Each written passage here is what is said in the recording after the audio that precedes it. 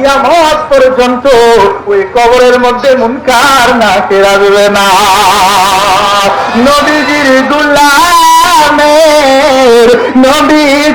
গোলামের কোনো চিন্তা নাই। চলো নবীজির জান্নাতে মদিনাতে, বলেন না, চলো নবীজির জান্নাত। জমাতলে বলেন, নবীজির গোলামের কোনো টেনশন আছে? আমার নবী বলেন, আর অন্তরে আমি নবীর মহব্বত থাকবে। ঈমান নিয়ে যারা কবরে যাবে, আমার গোলামকে কবরে রাখতে দেরি হবে। মুনকার নাকির যাওয়ার আগে আমি রাহমাতাল লিল আলামিন নবী তার কবরে উপস্থিত হয়ে যাবে। কবর কি अंधेरी में घबराऊंगा जब तन्हा इमदाद मेरी करने आ जाना रसूल अल्लाह। जब वक्त न जा आए आका दीदारे अता फरमा। अल्लाहुम्मा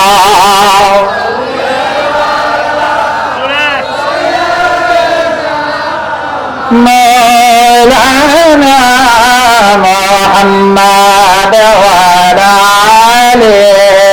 से आलेना।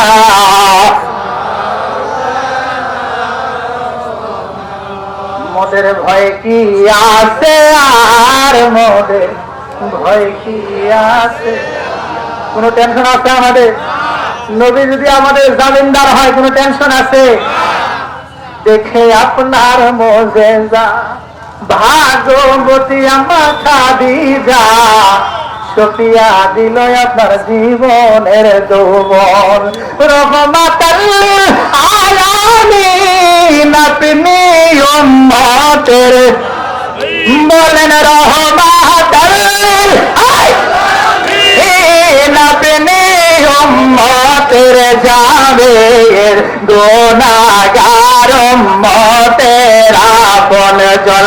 আল্লাহর নবী নূরের নবী গো আপনি নবী আমার জীবন। আল্লাহর নবী নূরের নবী গো আপনি নবী আমার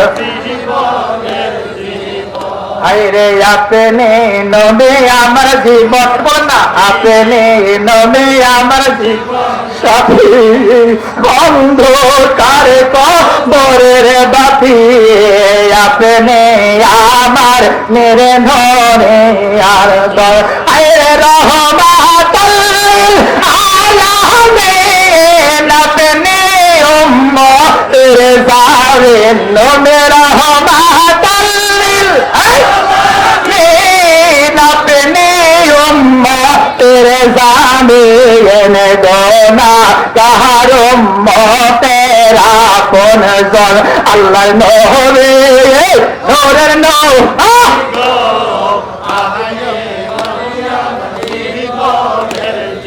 দেখে আপনার মোজেজা ভাগবতী আম্মা খাদিজা সফিয়া দিল আপনার জীবন। মানো হাসিল স্মরণে সফিয়া দিল, বলেন মানো হাসিল স্মরণে সব সফিয়া দিল আপনারে করে আপন। আল্লাহর নবী নূরে নবী গো আপনি জীবন। আল্লাহুম্মা সাল্লি আলা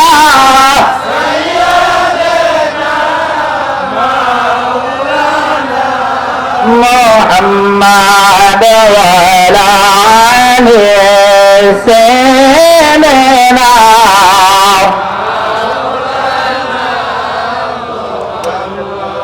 আপনাদের এখন জানার ইচ্ছা যেই নবীকে ভালোবাসার কারণে মা খাদিজার মুনকার নাকিরের সওয়ালের জবাব মাফ হয়ে যায়। আপনারা চিৎকার দিয়ে বলেন সেই নবী আমাদের দরকার আছে কিনা? ওই মায়ের নবী, নূরের নবী, রাহমাতাল আলামিন, যেই নবীকে ভালোবাসলে জাহান্নাম জান্নাত হয়ে যায়, মুনকার নাকিরের সওয়ালের জবাব মাফ হয়ে যায়। ওই দয়ার নবী যেই দিন ধরার জমিনে এসেছেন ওই দিনটা ছিল রবিউল আউয়াল মাসের 12 তারিখ। যেদিন আজকে আপনারা বসে আছেন এই রাত্রে মা আমিনার ঘরে আমার রাহমাতাল লিল আলামিন জন্মগ্রহণ করেছেন। আমার রাসূলের দাদা হযরত আব্দুল মুত্তালিব রাদিয়াল্লাহু তাআলা আনহু কাবা ঘরের দালানের সাথে হেলান দিয়ে শুয়ে আছেন। হঠাৎ করে চোখে ঘুম চলে আসলো। খারাপ লাগতেছে আপনাদের? হঠাৎ করে চোখে ঘুম চলে আসলো, ঘুমিয়ে গেলেন। ঘুম থেকে উঠে দেখেন চোখের মধ্যে সুরমা লাগানো। হযরত আব্দুল মুত্তালিব অবাক হয়ে গেলেন, কি ব্যাপার? আমি তো ঘুমানোর আগে আমার চোখে সুরমা লাগাই নাই, আমি তো ঘুমানোর আগে আমার চোখে সুরমা লাগাই নাই, আমার চোখে সুরমা আসলো কোত্থেকে? স্ত্রীদেরকে জিজ্ঞাসা করলেন, তোমরা কি আমার ঘরে আমার চোখে সুরমা লাগিয়েছো? স্ত্রী বলতেছে, না না, আমরা তো আপনার চোখে সুরমা লাগাই নাই। সন্তানরা জিজ্ঞাসা করে, আমরা সুরমা লাগাই নাই, কেউ সুরমা লাগাই নাই। হযরত আব্দুল মুত্তালিব অবাক হয়ে গেলেন, কি ব্যাপার? কেউ সুরমা লাগাই নাই, তাহলে আমার চোখের মধ্যে সুরমা কে লাগালো? পাদ্রীদের কাছে চলে গেল, পাদ্রী বলো আমার চোখের মধ্যে সুরমা লাগানো কেন? পাদ্রীরা তাওরাত কিতাব খুলে দেখলো, ইনজিল কিতাব খুলে দেখলো, কিতাব খুলে বলতেছে, আপনি বলেন আপনার নাম কি? বলতেছে, আমার নাম আব্দুল মুত্তালিব। আপনি কোন বংশে জন্মগ্রহণ করেছেন? বলতেছে, আমি তো হাশিমি বংশে জন্মগ্রহণ করেছি। পাদ্রী দুটি চোখের পানি ছেড়ে দিয়ে বলে, ও আব্দুল মুত্তালিব, আপনি চোখের মধ্যে সুরমা লাগান নাই, দুনিয়ার কেউ আপনার চোখে সুরমা লাগাই নাই, আপনার চোখে সুরমা লাগিয়েছে জান্নাতের রহমতের ফেরেশতারা। হযরত আব্দুল মুত্তালিব আরো অবাক হয়ে গেলেন, কি ব্যাপার? জান্নাতের ফেরেশতারা নাকি আমার চোখে সুরমা লাগাইছে? সুরমা লাগাইছে, দেখছেন? সুরমা লাগানো সুন্নাত। যারা সুরমা লাগায় আমার রাসূল বলে তাদের চোখের মধ্যে কোনো রূপ হবে না। সুবহানাল্লাহ। আমার প্রাণের ভাই আব্দুল মুত্তালিব বলেন, আমার চোখের মধ্যে ফেরেশতা কেন সুরমা লাগাবে? তাওরাতের ইনজিলের কিতাবেরা বলে, আলেমরা বলে, আব্দুল মুত্তালিব আমরা কিতাব পড়ে দেখেছি, যার নাম হবে আব্দুল মুত্তালিব, বনি হাশিম গোত্রে জন্মগ্রহণ করবে, কাবার দালানে শুয়ে থাকবে, তার চোখের মধ্যে সুরমা লাগানো থাকবে। এমন ঘটনা যদি ঘটে তাহলে মনে রাখতে হবে ওই ঘরে নবী রাহমাতাল লিল আলামিন জন্মগ্রহণ করবে। একজন প্রেমী আসিল গো সোনার মদিনা, একজন প্রেমী আসিল গো রে, যার প্রেমেতে মজনু রূপে নিজেই রাবানা, রে যার প্রেমেতে মজনু রূপে নিজেই রাবানা, একজন প্রেমী আসিল গো সোনার মদিনা। বলে না, একজন প্রেমিক আসিল গো সোনার মদিনা, একজন প্রেমিক আসিল গো সোনার মদিনা, রে যার প্রেমেতে রবি শশী তারে বেশি ভালোবাসি, রে যার প্রেমেতে রবি শশী তারে বেশি ভালোবাসি,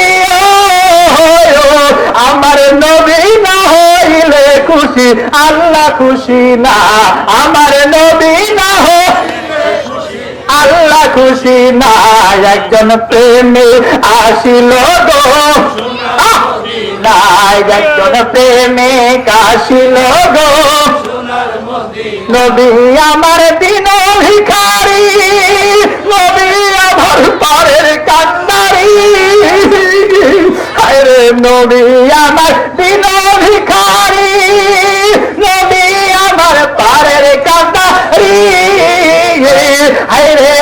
হাসরে নবী দিনে পার করিবে। আছে কেউ? দুনিয়াতে কেউ আছে? নবী ছাড়া সম্ভব? যে নবী ছাড়া ফুলসিরাত পার হওয়া সম্ভব না, ওই নবী দরকার আছে? জোরে বলেন আছে? আরে ফুলসিরাতে নবী বিনে পার করিবে না, একজন প্রেমে আসিল গো সোনার মদিনা, একজন প্রেমে আসিল গো সোনার মদিনা, ইয়া রহমাতাল লিল আলামিন। মহাপদে ইয়া রহমাতাল লিল আলামিন, ইয়া শাফিয়াল মুজনা, ইয়া রহমাতাল লিল। হয়তো আমার সময় কাছে গেছে, আমি কয়েকটা দলিল দিয়ে আমার আলোচনা শেষ করে দেব। আমার আশেকে রাসূল ভাইরা, ওই নবী রহমাতাল লিল আলামিন যেদিন জন্মগ্রহণ করলেন, ওই দিনটা ছিল 12ই রবিউল আউয়াল, সোমবারের শুভেচ্ছা দেখে আমার দয়াল নবী রহমাতাল লিল আলামিন মা আমিনার ঘরে জন্মগ্রহণ করলেন।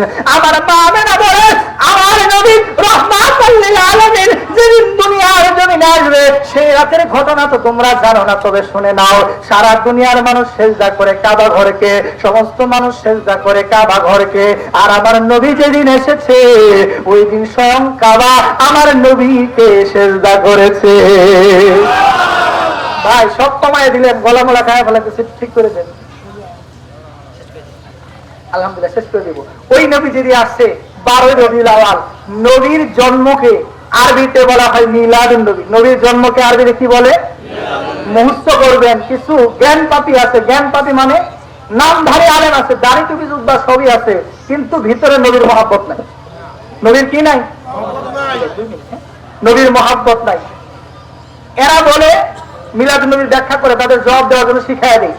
আপনারা বলবেন মিলাদুন নবীর অর্থ হলো নবীর জন্ম, রাসূলের, আর ঈদে মিলাদুন নবীর অর্থ হলো রাসূলের জন্মে খুশি হওয়া। রাসূলের জন্মে কি হওয়া? আমরা রাসূল আসছে এই জন্য খুশি না বেজার? একদল আছে বেজার, সেটা হলো রাসূলের যুগে একদল ছিল, তারা বেজার হয়েছে, সেটা হলো শয়তান। এখনকার যুগেও যারা রাসূলের মিলাদুন নবী আসলে যারা খুশি না হয়ে কষ্ট পায়, ব্যথা পায়, নিঃসন্দেহে মনে করবেন এরা শয়তানের সন্তান। এত কোনো সন্দেহ? আমার আশেক রাসূল ভাইয়েরা, আমার ঈদে মিলাদুন নবী পালন করা যাবে কি যাবে না, এই বিষয়ে একটা আমি দলিল আপনাদের সামনে পেশ করছি। এই কিতাবটার নাম হলো আল হাওয়াইলিল ফাতওয়া। আল হাওয়াইলিল ফাতওয়া। এই কিতাবটা 2 খণ্ডে রচিত। এই কিতাবটা লিখছেন এমন একজন ব্যক্তি, আল্লামা জালালউদ্দিন সুয়ুতী, যিনি স্বপ্নে যুগে আমার রাসূলকে 70 বারের বেশি স্বপ্নে দেখছে। সুবহানাল্লাহ। জালালউদ্দিন সুয়ুতী 75 বার দেখল নবীজি, এতবার দেখিয়াও নবী তৃপ্তি তাহার হলো না। মদিনা মদিনা আশিক মুমিনের ঠিকানা, মদিনা মদিনা আশিক মুমিনের। এই জালালউদ্দিন সুয়ুতী রহমাতুল্লাহ আলাইহি কিতাব লিখলেন 2 খণ্ড। এর প্রথম নাম্বার খণ্ডে আল হাওয়াইলিল ফাতওয়ার প্রথম নাম্বার খণ্ডে 181 নাম্বার পৃষ্ঠায় এখানে বলা হচ্ছে ঈদে মিলাদুন নবী পালন করা যাবে কি যাবে না। এখানে হলো আন্না আসা আমালুল মাউলুদুল্লাযী ওয়া ইজতিমাউন নাসি ওয়া কিরাআতু মা তায়াসসারা মিনাল কুরআনি ওয়া রিওয়ায়াতুল আখবারিল ওয়ারিদাতি ফি মাবদাই আমরিন নবী সাল্লাল্লাহু আলাইহি ওয়াসাল্লাম ওয়া মা ওয়াকা ফি মাউলুদিহি মিনাল আয়াতি সুম্মা ইয়ামুত্তু লাহু শামাতুন ইয়াকুলুনাহু ওয়া ইয়ানসুরুনাহু মিন গায়রি জিয়াদাতিন আলা যালিকা ওয়া মিনাল বিদআতিল হাসানা আল্লাতী ইসাদু আলাইহা সাহিবুহা। চিৎকার দিয়ে বলেন সুবহানাল্লাহ। আল্লামা জালালউদ্দিন সুয়ুতী রহমাতুল্লাহ আলাইহি, যিনি 75 বার স্বপ্নে আমার রাসূলকে দেখেছেন, তিনি বলেন ঈদে মিলাদুন নবী শুধু জায়েজ নয়, ঈদে মিলাদুন নবী যারা পালন করবে আল্লাহ পাক তাদের অবশ্যই সওয়াব দান করবে। সুবহানাল্লাহ। আপনারা বলবেন সওয়াব দান করবো, কতটুকু সওয়াব দান করবে, কতটুকু সওয়াব দান করবেন? এটা লিখেছেন ইমাম কাস্তালানী রহমতুল্লাহ আলাইহি, বুখারী শরীফের গ্রন্থকারের তিনি একজন ব্যাখ্যাকার। আজ থেকে 950 বছর আগে কিতাব লিখেছেন আল মাওয়াহিবুল লাদুনী, 3 খণ্ডে, এর প্রথম নাম্বার খণ্ডে বাবু মাউলিদিন নবী।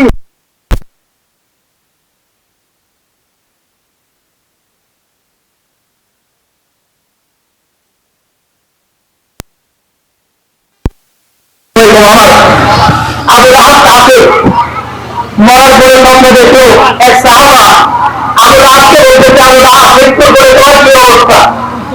সাহাবা বলছে, আবু লাহাব বলতেছে, আমি রাসূলকে মানি নাই,